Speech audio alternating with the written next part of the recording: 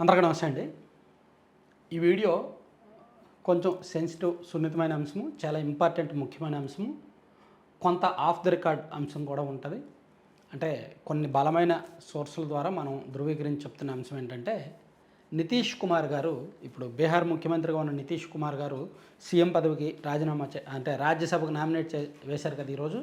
So ఆయన ముఖ్యమంత్రి పదవికి రాజీనామా చేయబోతున్నారు. ఆయన కుమారుడు నిశాంత్ కుమార్కు బీహార్ ఉప ముఖ్యమంత్రి పీఠం ఇవ్వబోతున్నారు. అండ్ అక్కడ బీజేపీలో ఒక ముగ్గురు పోటీ పడుతున్నారు సీఎం కుర్చీ కోసం. వాళ్ళకి ఎవరికో సీఎం కుర్చీ ఇస్తారు. సో బీహార్కి సంబంధించి బీజేపీ ప్లాన్ చేసిన టాస్క్ అది సక్సెస్ఫుల్గా కంప్లీట్ అయింది.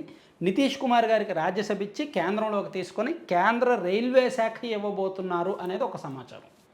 అత్యంత కీలకమైన పోర్ట్ఫోలియో. గతంలో నితీష్ కుమార్ గారు అదే పదవి చేశారు, కేంద్ర రైల్వే శాఖ మంత్రిగా పనిచేసినట్టు గుర్తు. ఆయనకు ఆ పదవే ఇవ్వబోతున్నట్టుగా ఒక సమాచారం. ఆయనకు కూడా సాటిస్ఫై, ఎందుకంటే వాళ్ళ అబ్బాయి డిప్యూటీ సీఎం, ఆయన కేంద్ర మంత్రి, ప్లస్ వాళ్ళకు కొన్ని పోర్ట్ఫోలియోలు పెరుగుతాయి వాళ్ళ పార్టీకి. సో అది ఒకటోది. ఇప్పుడు కేంద్రంలో ఎన్డీఏ అధికారంలో ఉంది కదా. ఎన్డీఏలో అత్యంత కీలక భాగస్వాములు ఇద్దరు. అక్కడ జేడీయూ, ఇక్కడ తెలుగుదేశం పార్టీ. తెలుగుదేశం పార్టీకి 16 మంది ఎంపీలు ఉన్నారు, జేడీయూకి 12 మంది ఎంపీలు ఉన్నారు. సో వీళ్ళిద్దరూ మద్దతే అక్కడ కేంద్రంలో ఎన్డీఏ అధికారంలో ఉండడానికి కీలకం. నరేంద్ర మోదీ గారు ప్రధానమంత్రి కుర్చీలో ఉండడానికి కీలకం. సో వీళ్ళిద్దరికీ కూడా జాగ్రత్తగానే ఈ రెండు రాష్ట్రాలను జాగ్రత్తగా చూసుకోవాలి, ఎంపీలను జాగ్రత్తగా చూసుకోవాలి. సో ఆ పార్టీలను కూడా జాగ్రత్తగా బ్యాలెన్స్గా చూసుకోవాలి. దీనిలో భాగంగా చంద్రబాబు నాయుడు గారికి కూడా కేంద్రం స్థాయిలో ఒక కీలకమైన పదవి, పొలిటికల్ పదవి, ఎన్డీఏ కన్వీనర్ ఇచ్చే అవకాశం అయితే ఉంది. గతంలో చంద్రబాబు నాయుడు గారు 1999 ఆ టైంలో ఎన్డీఏ కన్వీనర్గా పనిచేశారు వాజ్పేయి గారు ఉన్నప్పుడు. వాజ్పేయి గారు ప్రధానమంత్రిగా ఉన్నప్పుడు అప్పుడు కూడా తెలుగుదేశం పార్టీ ఎంపీలు కేంద్రంలో బీజేపీ అధికారంలో ఉండడంలో కీలక పాత్ర పోషించారు. కాబట్టి అప్పుడు చంద్రబాబు గారు కీలక భూమిక పోషించారు కాబట్టి ఆయనకి ఎన్డీఏ కన్వీనర్ ఇచ్చారు. ఇప్పుడు మళ్ళీ చంద్రబాబు నాయుడు గారికి ఎన్డీఏ కన్వీనర్ పదవి ఇచ్చే అవకాశం ఉంది. దాంతోపాటు బీజేపీ వాళ్ళ ప్రణాళిక ఏమిటంటే చంద్రబాబు నాయుడు గారిని కేంద్ర మంత్రివర్గంలోకి తీసుకోవాలి, నరేంద్ర మోదీ గారి తర్వాత అత్యంత కీలకమైన పోర్ట్ఫోలియోలు నియమించాలి అనేది బీజేపీ వాళ్ళ ప్రణాళిక. అది నిజమా కాదా, నిజం అవుతుందా లేదా అనేది పూర్తిగా చెప్పలేం. కానీ ఢిల్లీ స్థాయిలో జరుగుతున్న చర్చ అయితే ఇది.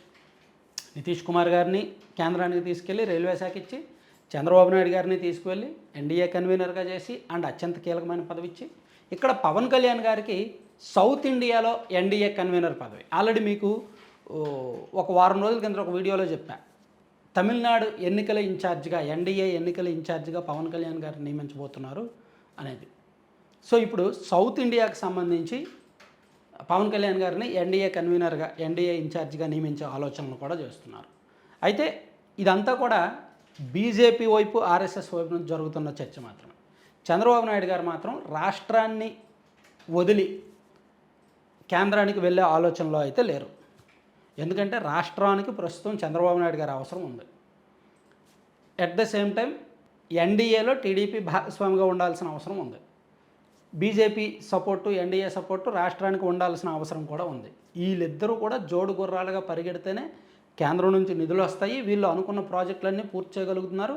గతంతో పోలిస్తే, అంటే 2014 నుంచి 19తో పోలిస్తే ఇప్పుడు బీజేపీ సపోర్టు మన రాష్ట్రానికి బాగానే ఉంది. అలా ఉంది కాబట్టే కేంద్ర ప్రాజెక్టులు, పెద్ద పెద్ద పెట్టుబడులు మన రాష్ట్రానికి వస్తున్నాయి. ఆర్సిలార్ మిత్తల్ కావచ్చు, ఆర్సిలార్ మిత్తల్ స్టీల్ ఉంది కదా, అది కావచ్చు, అలాగే బీపీసీఎల్ రిఫైనరీ ప్రాజెక్ట్ కావచ్చు. ఇలా పెద్ద పెట్టుబడులు మన రాష్ట్రానికి వస్తున్నాయి కాబట్టి, అంటే కేంద్రం కూడా మనకు సానుకూలంగా ఉంది కాబట్టి. సో ఎందుకు వస్తున్నాయి? చంద్రబాబు నాయుడు గారిని చూసే వస్తున్నాయి. చంద్రబాబు నాయుడు గారి బ్రాండ్ ఇమేజ్ కారణంగానే వస్తున్నాయి. ఆయన మీద ఒక నమ్మకంతో అంతంత పెట్టుబడులు వస్తున్నాయి. సో ఇప్పుడు రాష్ట్రం సాఫీగా ఉంది, పరిపాలన బాగుంది, కరెక్ట్గా కాంబినేషన్ కుదిరింది. ఒకవైపు చంద్రబాబు గారు, మరోవైపు పవన్ కళ్యాణ్ గారు డిప్యూటీ సీఎంగా, అండ్ లోకేష్ గారు అందరినీ మానిటర్ చేస్తూ డిఫాక్టో సీఎంగా బాగానే ఉంది. సో ఈ టైంలో డిస్టర్బ్ చేసి చంద్రబాబు నాయుడు గారిని అక్కడికి తీసుకెళ్ళి ఇక్కడ మార్పులు చేర్పులు చేసి ఇదంతా కూడా అనవసరం అనే భావన కొంతమందిలో ఉందన్నమాట. అయితే రాజకీయంగా జరుగుతున్న చర్చ మాత్రమే చెప్తున్నాను. సో లోకేష్ గారిని సీఎం చేసి చంద్రబాబు నాయుడు గారికి జాతీయ స్థాయిలో ఎన్డీఏ కన్వీనర్తో పాటు అత్యంత కీలకమైన కేంద్ర మంత్రివర్గంలో అత్యంత కీలకమైన పదవి ఇచ్చే ఆలోచన ఒకటి ప్రపోజల్ ఉంది. ఇది కేవలం గాసిప్ మాత్రమే, కొన్ని వర్గాల్లో జరుగుతున్న చర్చ మాత్రమే. ఇది వాస్తవమా కాదా అనేది మాత్రం అప్పుడే ధృవీకరించలేం, అప్పుడే చెప్పలేం. సో ఇక్కడ జరుగుతున్న పరిణామాలు, ఇప్పుడు లోకేష్ గారు వరుసగా సీఎంలతో భేటీ అవుతుండడం, ఎమ్మెల్యేలందరితో కూడా భేటీ అవుతుండడం, ఇంక్లూడింగ్ ఎమ్మెల్యేల ఫ్యామిలీ మెంబర్స్ అందరితో కూడా. సో అందరితో ఆ లైజనింగ్, ఆ ర్యాపో పెంచుకోవడం, ఆ పరిచయం పెంచుకోవడం. సో ఇవన్నీ చూస్తుంటే ఏదో మార్పు జరగబోతోందేమో, అందుకనేమో అని అనిపిస్తుంది. అయితే ఇదంతా కూడా సాధారణ ప్రక్రియ. జస్ట్ ఎమ్మెల్యేలతో భేటీ అయితే బాగుంటుంది, ఆ కోఆర్డినేషన్ ఉండాలి, గతంలో ఇది లేదు ఇప్పుడు ఉంటే బాగుంటుందనే ఉద్దేశంతోనే అటు చంద్రబాబు నాయుడు గారేమో ఎమ్మెల్యేలతోనూ అండ్ ఆ జిల్లా ఎస్పీ, ఆ జిల్లా కలెక్టర్లతో చంద్రబాబు గారు సీఎం గారు భేటీ అవుతున్నారు. ఆ భేటీ అయిపోయిన తర్వాత ఎమ్మెల్యేల కుటుంబ సభ్యులతో అండ్ ఎంపీల కుటుంబ సభ్యులతో లోకేష్ గారు డిన్నర్ చేస్తున్నారు. ప్రతిరోజు రొటీన్గా జరుగుతోంది ఇది.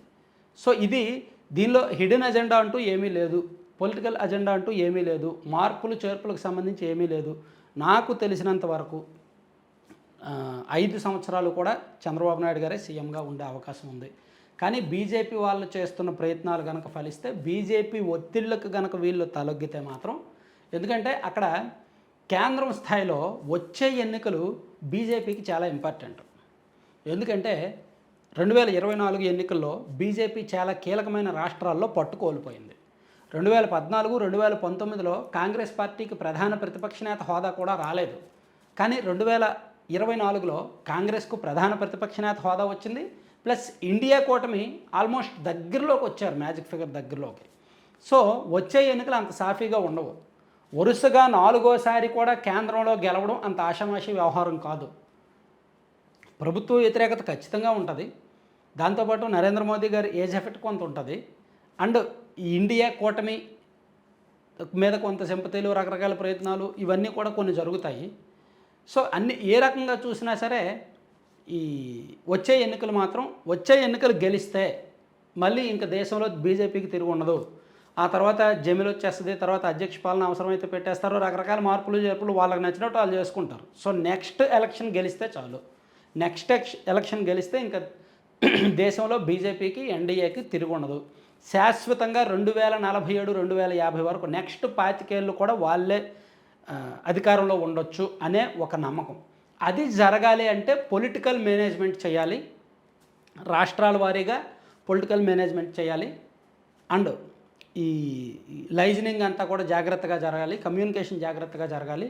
అలా చేసేది చంద్రబాబు గారే కాబట్టి ఆయన జాతీయ స్థాయిలో ఎన్డీఏ కన్వీనర్గా ఉంటే బాగుంటుంది అనేది కేంద్ర పెద్దల ఆలోచనగా తెలుస్తోంది. సో అందుకు ఆయనకు ఎన్డీఏ కన్వీనర్ పదవితో పాటు ఈ పదవి ఆఫర్ చేశారు. చంద్రబాబు నాయుడు గారు మాత్రం అది ఇంట్రెస్ట్ లేదు, ఇక్కడ సీఎంగా ఉండడానికే మొగ్గు చూపుతున్నారు. సో అనేది ఒక వాస్తవ సమాచారం అన్నమాట. Thank you.